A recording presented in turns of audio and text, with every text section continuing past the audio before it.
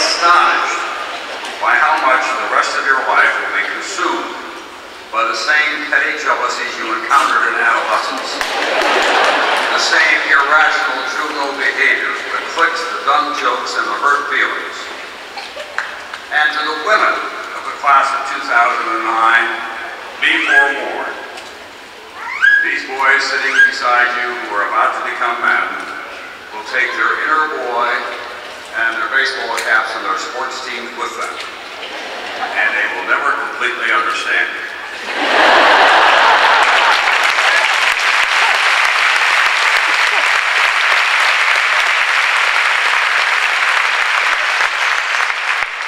To the male members of this class, remember this. These girls beside you who will become women will continue to spend what you believe is an inordinate amount of time on their money and on time and money, on their hair and on their shoes. And guys, I promise you, you will continue to underestimate their abilities and their ambitions, and that's just the way they want it.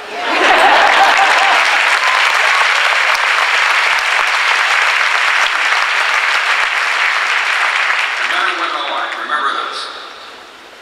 You can't go through this world alone. You need each other. You need to celebrate one another in the common cause of restoring economic justice and true value, in advancing racial and religious tolerance, in creating a healthier planet, in leaving a legacy. No remarks of mine or parental advice will be an adequate substitute for your own determination and your commitment to excellence. We cannot be your GPS system. At best, as commentators and parents, we're merely road signs. You must find your own way, and I have no doubt that you will. On these occasions in the past, I have said, it's easy to make a buck. It's tough to make a difference. Then a parent at one of these commencements said to me, I think there's a rewording. It's tough to make a buck, but if you make a lot of bucks, you can make a real difference. And so for a time, I offered both observations as a final word. These times require still another revision.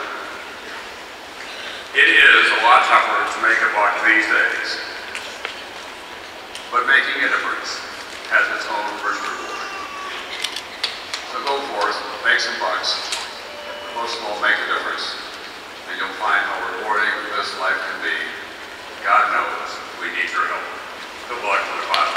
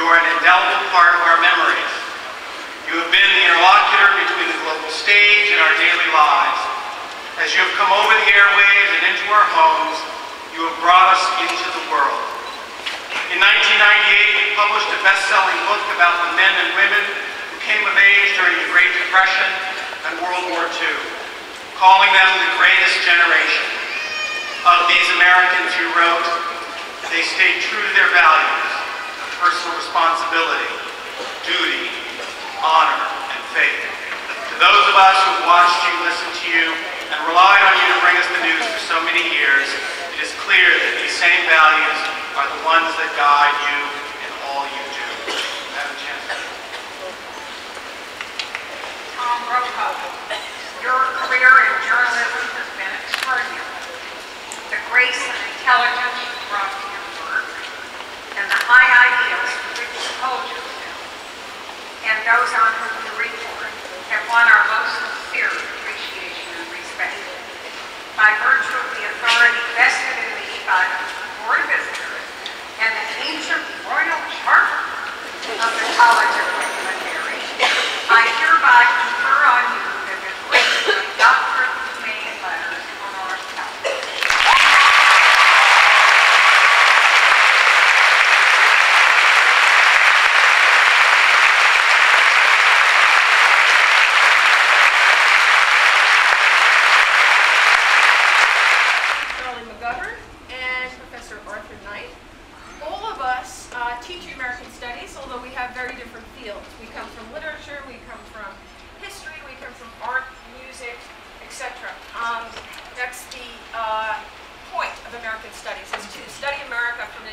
points of view as possible, and to try to put that together into a coherent whole.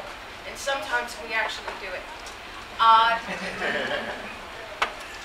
American Studies tends to attract a very interesting and creative group because we don't have a set structure, especially for the undergraduates to follow. They really pick out their curriculum so long as it's balanced.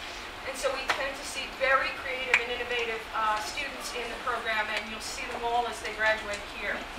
I'm going to start by calling out the names and giving the diplomas to the undergraduates. We have a lot of you. We have 22 graduating, but we'll have 16 or 17 here. And what I'd like to do, once I call your name and you have your diploma, is for you to stay here so we can do a group shot of each level, and then we'll move on to the MAs and the PhDs.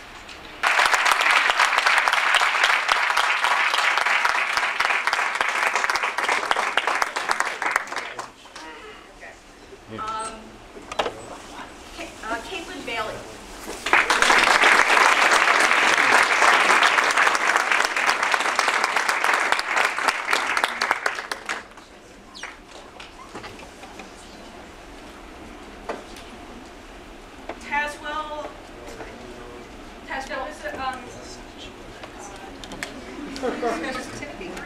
Timothy Dorsey, are you here? Is Timothy here? Yeah. There you are.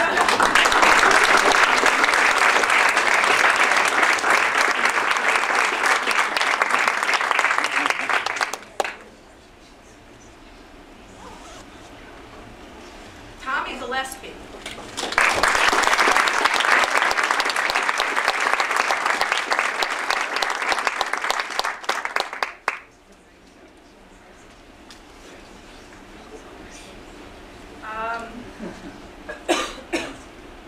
Andrew Youngbloss.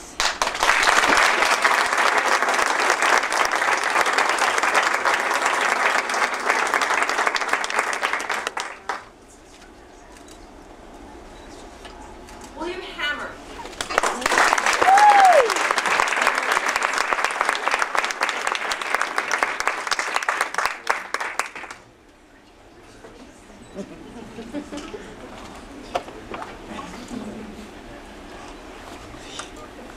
Brian Lintelman.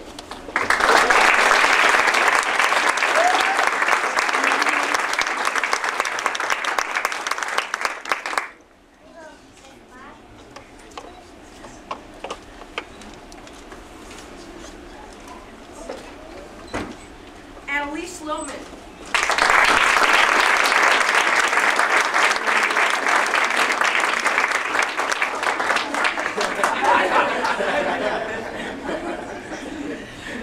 Thank you very much.